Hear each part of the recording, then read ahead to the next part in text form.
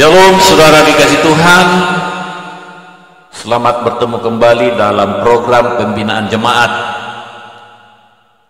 Kali ini kita belajar tentang kehidupan Musa dari Mesir sampai Yordan. Bagian yang pertama kita akan membahas kehidupan awal dari Nabi Musa. Bahasan ini mencakup 40 tahun pertama dari kehidupannya. Kita diperkenalkan kepada orang tua Musa di dalam Keluaran 2 ayat 1 dan 2. Demikian firman Tuhan. Seorang laki-laki dari keluarga Lewi kawin dengan seorang perempuan Lewi. Lalu mengandunglah ia dan melahirkan seorang anak laki-laki. Ketika dilihatnya bahwa anak itu cantik, disembunyikannya 3 bulan lamanya. Jadi kita melihat Amram ayah Musa berasal dari suku Lewi.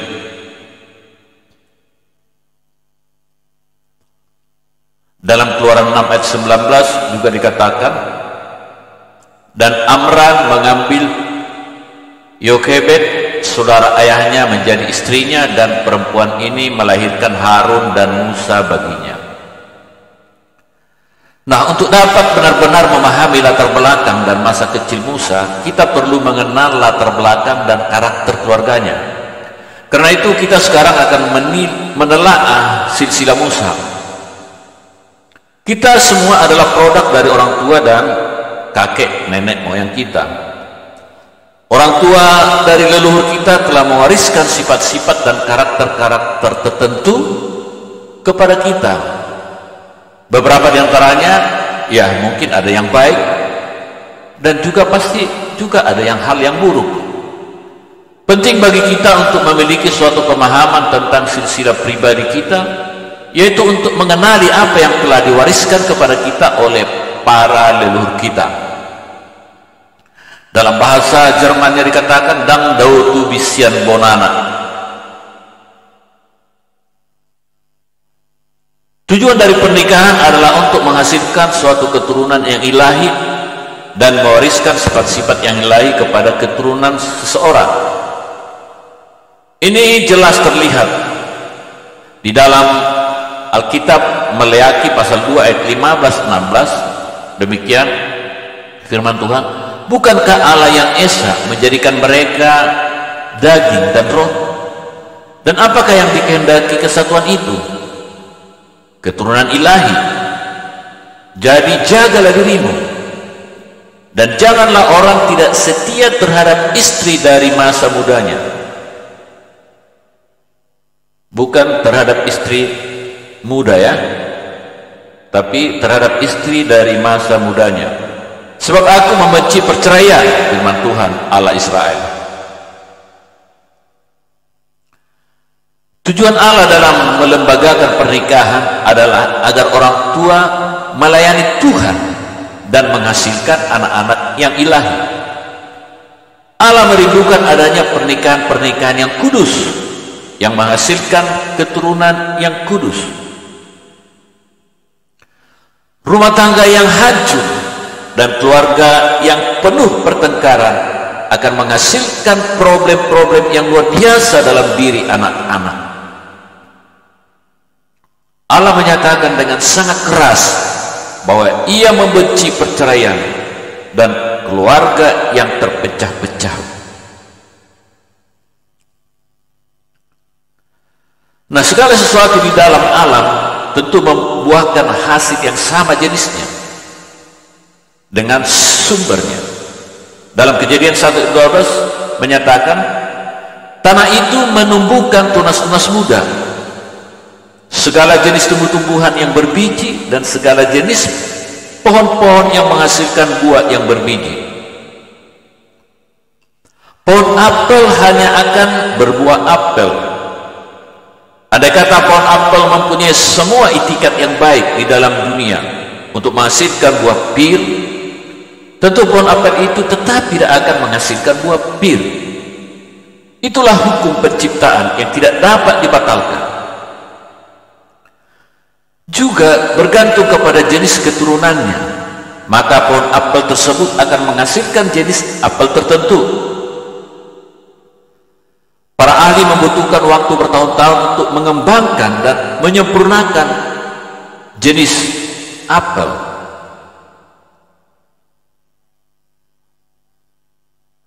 Buah bergantung kepada keturunannya. Hal ini bukan berlaku pada dunia tanaman saja atau pada dunia binatang saja, tetapi juga pada manusia. Kita menghasilkan apa adanya kita ke dalam anak-anak kita. Kita adalah produk dari orang tua, dan anak kita adalah produk dari diri kita. Jadi silsilah itu menentukan seperti apa keturunan berikutnya. Namun kita perlu memahami, Bapak Ibu Saudara yang dikasihi oleh Tuhan, tentu hal ini tidak membuat kita menjadi pesimis. Jikalau nenek moyang kita adalah penyembah berhala, jika ayah kita adalah ayah yang jahat,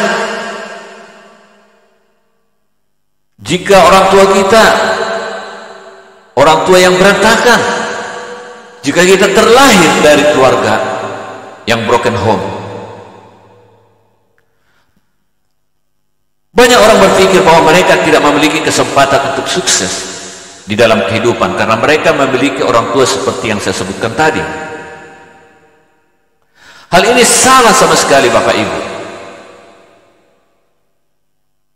Memang benar orang tua mewariskan sifat dasar kepada kita, tetapi ketika kita datang kepada Kristus, kita menjadi ciptaan baru di dalam Dia. Paulus berkata dalam 2 Korintus 5:17, demikian firman Tuhan. Jadi, siapa yang ada di dalam Kristus, ia adalah ciptaan baru. Yang lama sudah berlalu, sesungguhnya yang baru sudah datang. Tentu untuk mencapai ini, Bapak Ibu Saudara, maka kita harus perlu datang kepada Kristus. Maka kita harus perlu bertobat, meninggalkan karakter-karakter yang buruk yang diwariskan oleh orang tua kita, oleh nenek moyang kita kepada kita. Hanya dengan datang kepada Tuhan Yesus, kita akan mampu untuk kembali berubah. Kita akan mampu berbeda dari sifat karakter yang sudah diwariskan ke dalam diri kita. Kita harus mengembangkan ciptaan baru dan sifat dasar baru di dalam diri kita, yang telah diperbarui dengan pengetahuan yang baru tentunya di dalam Kristus. Di dalam kebenaran ini terletak pengharapan untuk memperoleh pembaharuan di dalam kehidupan saya dan saudara. Dengan kasih karunia Allah, kita dapat menjadi orang berbeda dari kedua orang tua kita.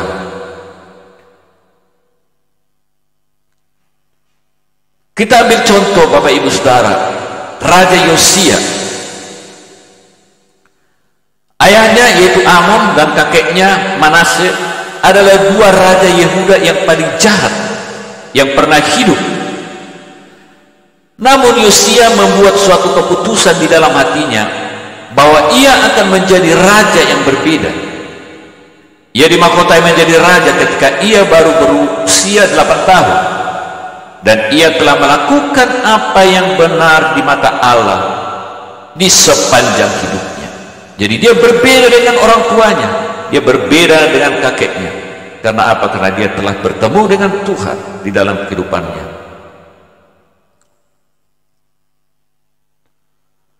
Nah, kita lanjutkan silsilah daripada Musa. Musa itu berasal dari suku Lewi di dalam 1 Tawarik 23:14, yang merupakan putra ketiga dari Yakub dan Lea. Kejadian 29 ayat 34. Nama Lewi berasal dari sebuah akar kata yang berarti mempersatukan atau menggabungkan.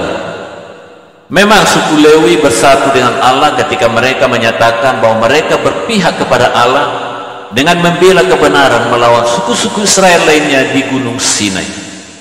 Jadi Allah memilih Lewi untuk memperoleh jabatan keimaman untuk melayani di hadapannya.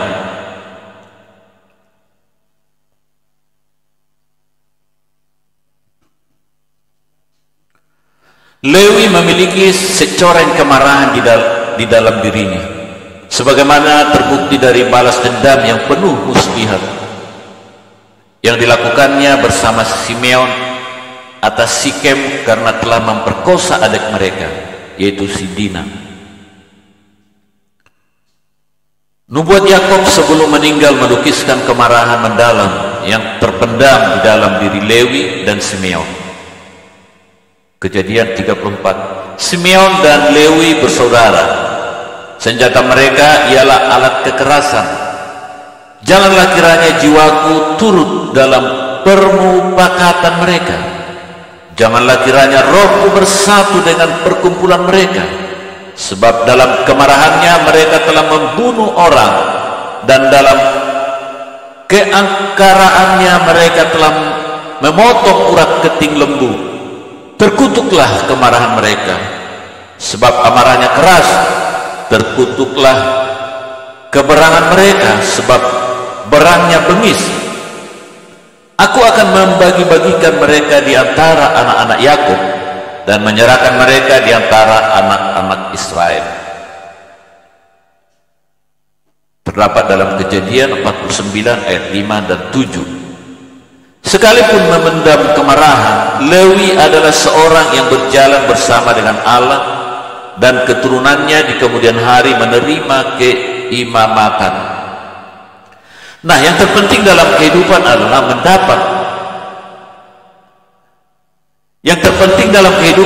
pendapat dan kesaksian Allah atas seseorang. Di dalam Malayaki 2 ayat 4 dan 6 kita membaca kesaksian Allah tentang Lewi. Demikian firman Tuhan, maka kamu akan sadar bahwa kukirimkan perintah ini kepadamu supaya perjanjianku dengan Lewi tetap dipegang. Firman Tuhan semesta alam, perjanjianku dengan dia pada satu pihak ialah kehidupan dan sejahtera, dan itu kuberikan kepadanya. Pada pihak lain ketakutan, dan ia takut kepadaku dan gentar terhadap namaku. Pengajaran yang benar ada dalam mulutnya, dan kecurangan tidak terdapat pada bibirnya. Dalam damai sejahtera dan kejujuran ia mengikuti aku, dan banyak orang dibuatnya berbalik daripada kesalahan. Nah, di sini Allah mengadakan suatu perjanjian kehidupan dan damai sejahtera terhadap Lewi, karena ia dan keluarganya takut akan Tuhan. Allah mengikat perjanjian dengan orang-orang yang takut akan dia. Nah, jadi Amram ini menikahi bibinya yang bernama Yokebed, dan mereka memiliki 3 orang anak, yaitu Miriam, Harun, dan Musa. Ketiga anak Amram dan Yokebed melukiskan perkembangan rohani, karena adanya suatu perkembangan yang nyata dalam urapan dan berkat atas ketiga anak ini. Miriam dan Harun adalah kakak-kakak Musa. Miriam adalah seorang nabiah, Harun adalah seorang nabi dan imam besar. Musa anak bungsu adalah yang terbesar di antara ketiga anak mereka. Ia menjadi seperti Allah bagi Firaun, berbicara atas nama Allah. Secara rohani Musa memiliki tingkatan yang lebih tinggi daripada Harun, dan Harun lebih tinggi daripada Miriam. Karena itu dengan meningkatnya kehidupan rohani Amram dan Yokebed, meningkat pula keadaan rohani anak-anak mereka.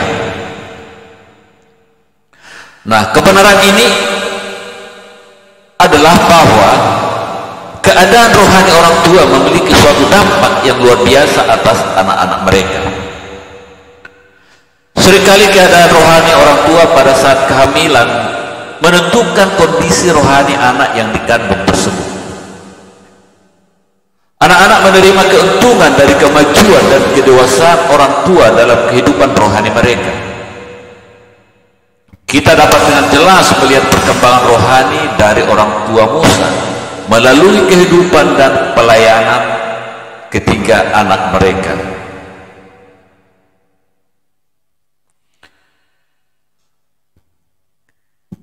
Kita mengetahui dengan baik bahwa anak-anak menuruti sifat orang tua mereka. Ada kisah seorang hamba Tuhan yang mengeluh dengan pahitnya kepada Tuhan tentang sifat anak-anaknya. Tuhan menjawabnya, mereka telah mewarisi sifatmu ketika mereka sedang dikandung. Hal ini mendatangkan pertobatan dan perubahan besar dalam kehidupan hamba Tuhan tersebut. Ketika Tuhan menegur dia dan menyampaikan kebenaran yang telah terjadi dalam diri anaknya. Kemudian ada lagi kisah seorang hamba Tuhan juga berkata kepada Tuhan dengan putus asa, Tuhan, saya bisa melihat di dalam diri anak-anak laki-laki saya segala yang salah yang ada dalam saya. Betapa buruknya apa yang telah saya hasilkan. Beginilah keadaan anak-anak saya, beginilah tingkah laku anak-anak saya, jauh dari harapan daripada orang tua. Kemudian Tuhan berkata kepadanya, mulailah menanamkan tanaman yang baru. Dengan kata lain, Allah sedang berkata kepadanya, engkau sedang menuai apa yang telah engkau tabur, namun sekarang mulailah menabur bibit yang lain di dalam mereka.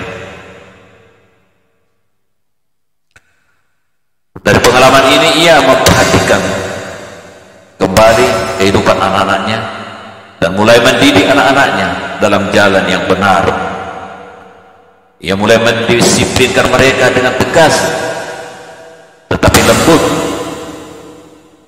Dengan sadar ia memilih untuk mulai menanamkan kebenaran firman Allah ke dalam diri anak-anak mereka. Sebagai hasilnya, mereka berdua anak-anaknya menjadi orang Kristen yang baik, menjadi orang yang berubah, menghormati orang tuanya.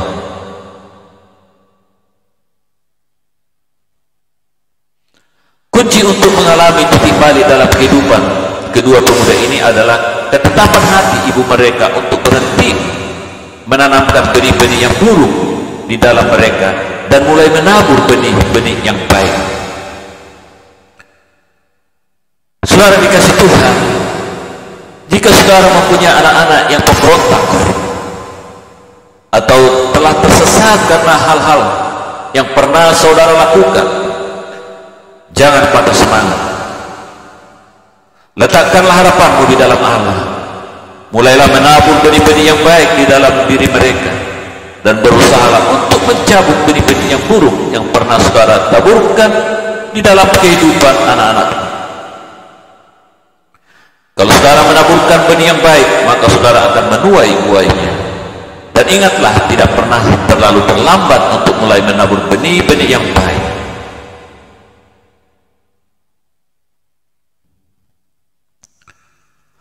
Banyak orang memiliki berbagai macam problem karena kehidupan nenek moyang mereka.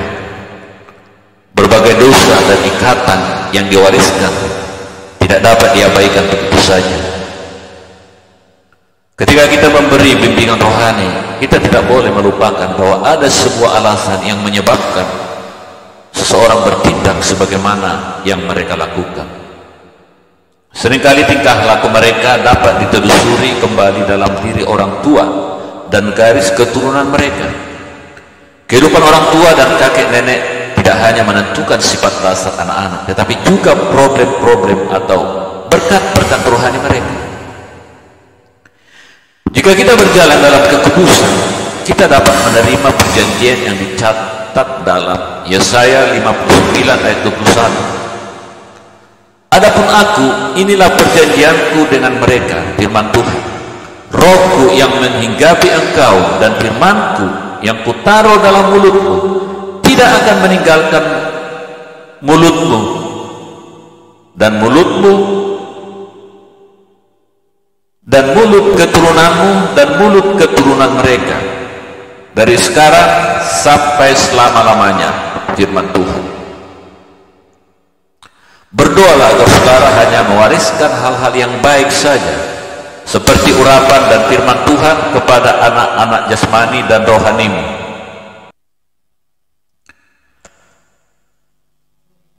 baik berkat maupun kutuk dapat diwariskan dari satu generasi ke generasi selanjutnya. Jika seseorang berjalan dalam kebenaran dengan Tuhan, maka ia dapat mewariskan jubah dan urapannya kepada anak-anaknya. Penting bagi kita untuk menyadari bahwa bukan cuma suatu sifat saja yang diwariskan dari orang tua dan kakek nenek, tetapi juga berkat dan kutuk. Berkat dan kutuk terus menurun dalam suatu garis keturunan sampai hal-hal tersebut dihentikan. Mengetahui silsilah orang itu sangat penting bila saudara sedang memberikan bimbingan rohani kepada mereka, karena hal tersebut dapat memberikan ilham kepadamu tentang problem-problem mereka. Kita harus menyadari bahwa kalau problem-problem dalam kehidupan kita tidak dituntaskan, maka hal-hal itu akan kita wariskan, dan hal-hal itu bahkan akan menjadi lebih kuat lagi di dalam kehidupan anak-anak kita. Oleh karena itu sangatlah penting bagi kita untuk menanggulangi setiap bidang dosa dan pemberontakan dalam kehidupan kita. Jika kita tidak melakukannya, maka semua itu akan direproduksi dalam keturunan kita, dalam kekuatan yang akan meningkat. Orang tua memiliki suatu tanggung jawab yang luar biasa untuk menjaga hati mereka tetap murni, sehingga mereka tidak mewariskannya terhadap anak-anak mereka. Kita akan memproduksi diri kita, kita akan mereproduksi diri kita di dalam diri orang-orang lain dalam hal yang baik dan yang buruk. Marilah kita berdoa agar kita hanya mewariskan berkat-berkat dan sifat-sifat dasar Allah kepada keturunan jasmani dan rohani kita. Kiranya kebenaran ini akan dapat memerdekakan kita dan membuat perubahan dalam kehidupan keluarga kita, sehingga kita tidak mereproduksi hal-hal yang buruk kepada generasi-generasi kita. Puji Tuhan, saya akan menyanyikan sebuah lagu sebelum mengakhiri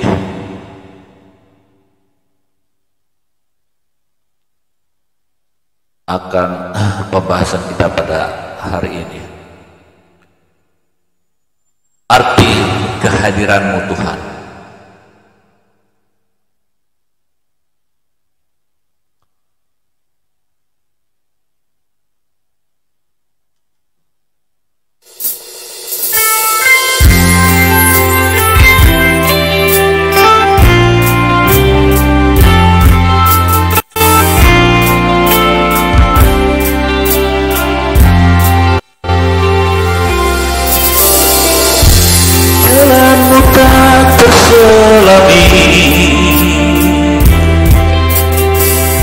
Oleh setiap hati kami,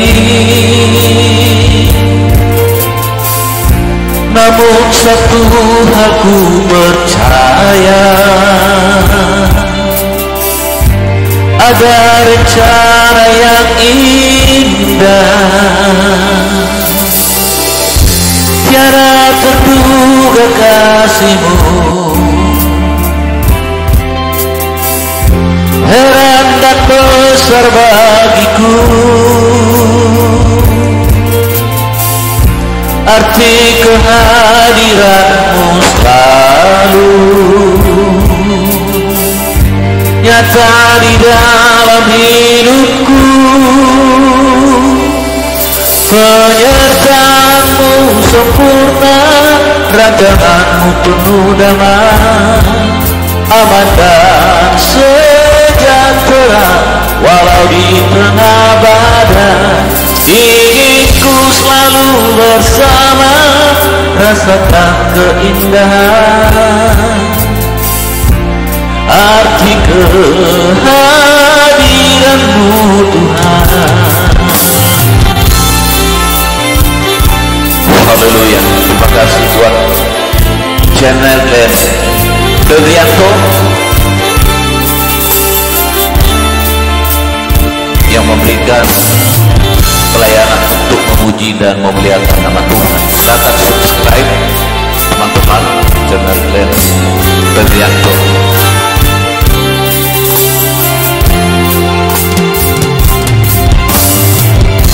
Jalan putar terselami oleh setiap hati kami, namun satu hal ku percaya, ada rencana yang indah,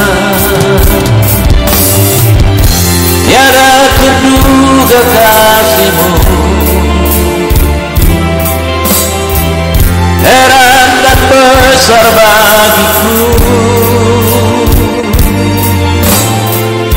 arti kehadiran-Mu selalu